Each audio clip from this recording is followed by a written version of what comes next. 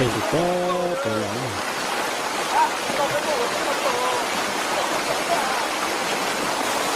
người ta chưa hết của mình chơi nữa có từng hỏi con đó là một cái tên nào con này là sự tạo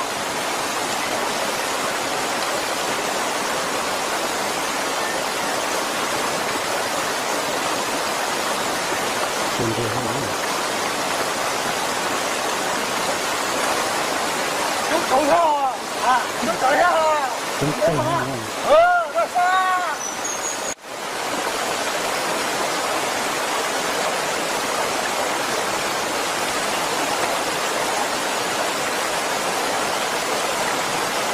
tôi cũng mình chơi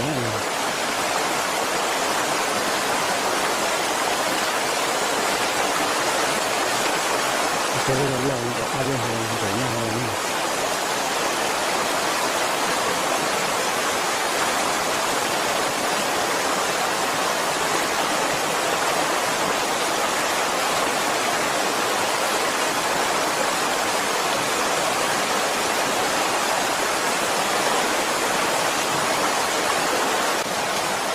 nó có thời gian con người đó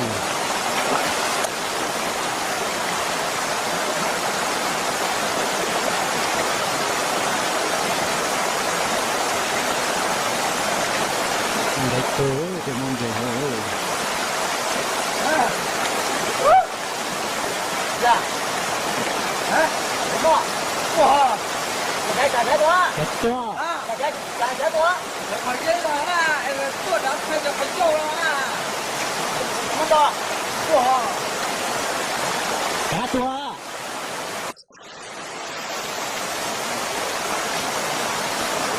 lấy thủ người ta thả rồi cha chúng ta đấy phải cha chúng ta không hiểu to rồi sinh gan đó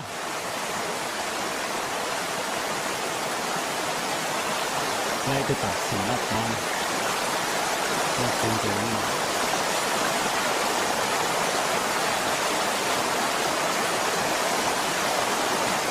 đây vào có cái kia rồi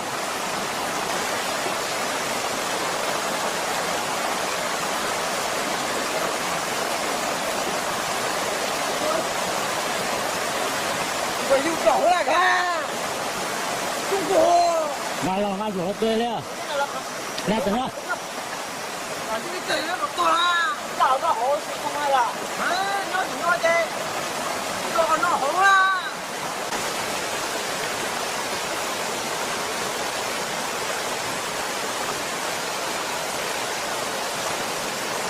một cục cú à ôi vô cái đó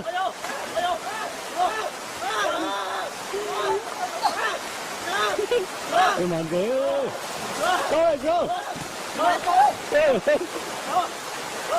sao rồi cái lo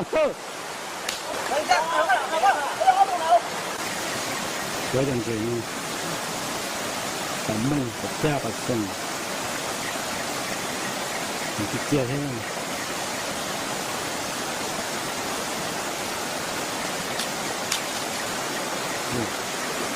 mình chia cảm ơn mình có kéo mất gì có bị chia thì ha cái công việc gì hơn nữa được gì hết rồi mình đã cần được ha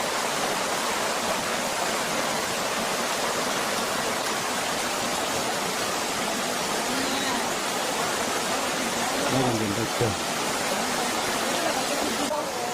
đây là điểm cảm ơn tất cả các bạn đã theo dõi hát tới một cái việc đã thua nó phát triển nữa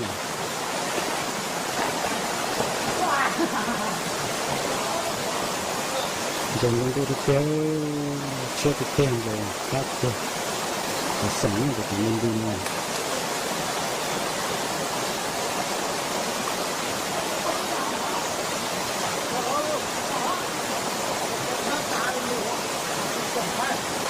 người lão cũng là từng gỗ phát triển này chung rồi chặt từng cái đá phá rồi mà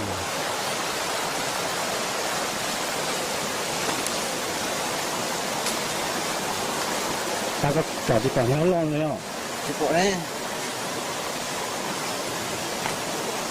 Nó là từng rồi nó thì bị đá phá Nó có gì cái nhát tan nó. Tôi có điều chỉ tới lúc kia. Nó để lo cái rau phát sinh nó giá gì nữa. được Tôi có ghép ly. ghép ly Thật sự nào nó sẽ ít đúng không? đất nó là sương thì Lòng người đắp tàu. Tan lô hò. Giờ nó lôi dù. Đây là đây là mấy năm của con cục.